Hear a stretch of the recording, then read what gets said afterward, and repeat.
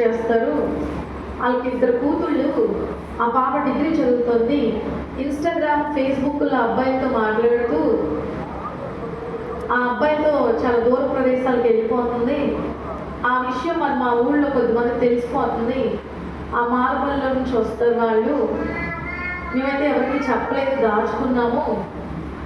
కానీ ఆ అమ్మాయి చెడుతనాన్ని బట్టి తల్లిదండ్రుల మొహం సంఘంలో చూపించుకోలేకపోతున్నారు. అందుకని మానేస్తున్నారు. అక్క, నాకు చాలా బాధగా ఉంది, చాలా భారంగా ప్రార్థన చేస్తున్నాం. 4 నెలల నుంచి మందిరానికి రావట్లేదు. అక్క, మీరు మాట్లాడండి, మీరు కౌన్సిల్ చేయండి అని చెప్పినప్పుడు నేను ఆమె ముందు రోజే ఇన్ఫార్మ్ చేయండి, రేపు మార్నింగ్ అసలు వెళ్ళిపోవాల్సింది, నేను పొద్దున్న వెళ్ళిపోవాల్సింది. ఆ కుటుంబం కోసం వల్ల నేను ఆగిపోయాను. ఆ తల్లి వచ్చింది, చిన్న వయస్సురాలు, మహా అయితే ఆమెకు 31-32 సంవత్సరాలు ఉంటాయి. ఆ తల్లిని చూశాను. ఏంటమ్మా అన్న, నవ్వుతుంది కానీ ఏం చెప్పట్లేదు. గుండె నిండా బాగుంది. ఏముంది? బాగుంది. నా దగ్గర కొంచెం మొహం ఎలా చూపిస్తుంది? నవ్వుతూ చూపిస్తుంది. అదిగంటే దేవుడి వాక్యం ఏముంటుంది తెలుసా? ఒకడు నవ్వుచుండినను వాడి హృదయమున దుఃఖం ఉండవచ్చును. ఏముంటుందంట? స్త్రీలు అంతే, గుండె నిండా దుఃఖం ఉంటుంది. ఒక్కోలో మాత్రం చిరునవ్వు పెట్టుకుంటాం మనం. మన గుణ లక్షణమే అది. అది చెడ్డ లక్షణమా, మంచి లక్షణమా? మంచి లక్షణం.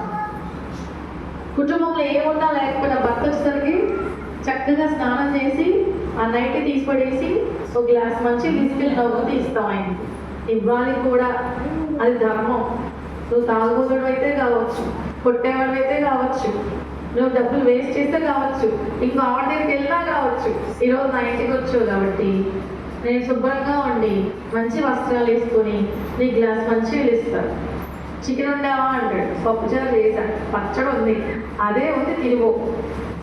అది చిరునవ్వుతో చెప్తాం మనం. చికెన్ లేకపోయినా ఏం చేస్తాడు? ఆ పప్పుచారు పచ్చడి వేసుకుని వేసుకుని తిని కమ్మగా వెళ్ళిపోతాడు. ఎందుకు? సీక్రెట్ ఏంటి అక్కడ?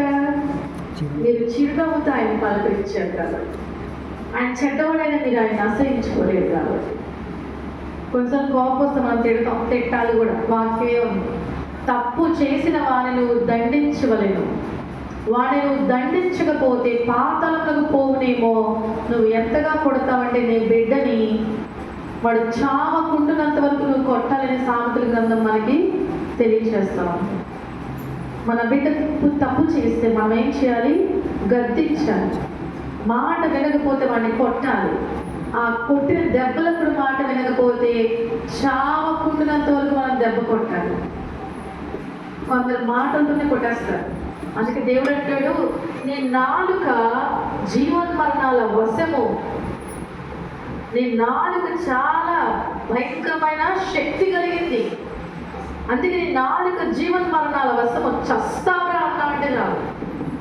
కానీ మళ్ళీ మనం వెంటనే, అమ్మో దేవుని క్షమించు, నా భర్తను కాపాడు, నా బిడ్డలు కాపాడు, అయ్యో నేను ఆవిడకి ఇచ్చేసాను కూడా క్షమించండి.